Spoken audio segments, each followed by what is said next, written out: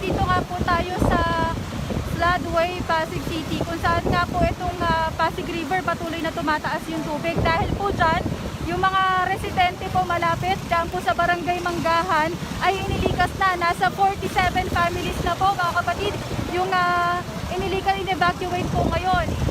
Dumarami na rin po yung mga bystander dito. Ayan yung mga nagbibideo, mga nag-aabang po sa pagtaas ng level ng tubig. Actually, samut-sari yung makikita nyo dito ng mga palutang-lutang. Meron po dito, mga kapatid, kanina mga drum ng tubig. Meron din po dito ng mga yero, gulong, lahat na ng uri ng mga kagamitan na pwede mong makita, lumulutang at inaanod na po dito. Kausapin po natin yung ilan sa mga bystander, yung mga napadaan po dito na si Kuya, ano pong pangalan ninyo? Jimboy Garado po. Si Kuya Jimboy, taga dito po ba kayo? Opo.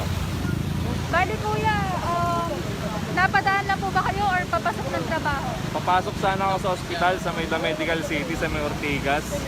Gawa ng yung iba kong tao, yung kasamahan namin, hindi na nakapasok. Gawa ng sa may sobrang lakas nga ng hangin.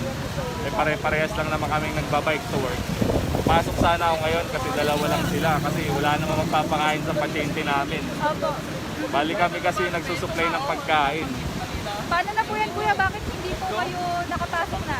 Eh baka hindi na ako pumasok gawa ng yung level ng tubig masyado na rin mataas. Baka mamayang gabi, baka hindi na rin ako makauwi. Opo. Dito lang po ba kayo nakatira around the area? Dito lang din, malapit lang. Hindi naman po kayo kabilang doon sa mga kinakailangan mag-evacuate na nakatira sa gilid po ng Pasig River? Hindi naman. Medyo malayo-layo naman kami. Malayo-layo. Kuya, sa experience nyo ba ilang taon na po kayo nakatira dito? Ano na eh, since 2014. 2004. Sa experience nyo po ba, umabaw na ba itong tubig dito? Kasi nalagpasan na itong tulay. Hindi pa naman. Hindi pa naman po. Pero ano po yung worst scenario at anong bagyo po yon na talagang napakaraming nag-evacuate and tumaas talaga ng todo yung tubig dito. Nakita nyo, rumaragasan po yung agos, mga kapatid. Yung marami talagang naapektuhan na tao rito, yung kay Undoy. Yung talaga, yung pati itong tulay na to, talagang nilampasan niya. Halos di mo na makita. Nung panahon po ng Undoy. Oo. Nung Yolanda, sir. Ay, nung Yolanda, halos hindi pa naman. Hindi pa naman. Etong nakikita niyo, sir, ganito po ba yung same scenario ng panahon na yun? Doon. Ano po nararamdaman ni worry ba tayo? Kasi ayaw niya na nga po pumasok dahil sa worry na baka umapaw ito. Siyempre, nag-aalala rin para sa may kaligtasan ko kung makakauwi pa ba ako ng ligtas kung lalampas siya dito. Kasi wala rin kasama yung binan ko tsaka yung asawa ko na lalaki. Wala rin silang kasama sa bahay. So kailangan umantabay din kayo. Mas okay na lang din siguro na bumalik na lang ako. Bumalik na lang po. Para din sa pamilya ko. Salamat po kuya. Safe po tayo.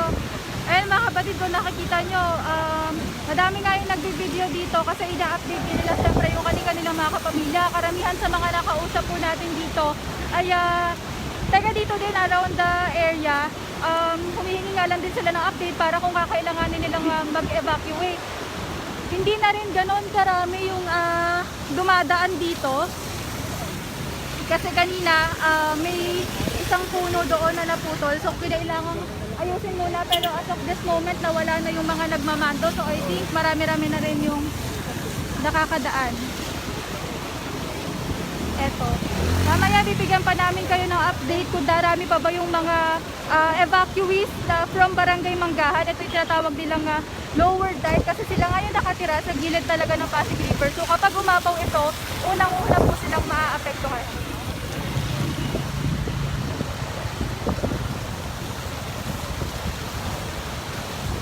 Ayan, hopefully din sa ngayon din medyo lumalakas na at walang tigil din naman po yung patak ng ulan at pag-ambon. Kahit naman ambon lang, malaki din po talaga yung nagiging epekto nito. Yan po mga kapatid, mula po dito sa Pasig.